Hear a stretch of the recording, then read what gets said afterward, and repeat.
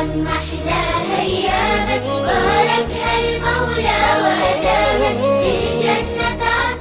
السلام على سيدنا محمد. نتوجه بالشكر إلى الأخ عبد الله من اسطنبول على مساهمته في دعم مشروع حملة إفطار صائم في ريف حمص الشمالي المحاصر بلدة الدار الكبيرة، والتي تقوم بها منظمة بادر الخيرية في اليوم 11 من أيام رمضان المبارك، وسيتم التوزيع إن شاء الله في قرية هبوب الريح على المحتاجين والفقراء والأيتام. اغمرنا يا شهر التوبة، من فضلك إيمان ومحبة يا رمضان يا رمضان، اغمرنا يا شهر التوبة، من فضلك إيمان ومحبة يا رمضان يا رمضان، امنحنا من حلوى الروح، داوينا من أي جروح، محلى صيامك محلى قيامك، الجنة تعطر أنساك.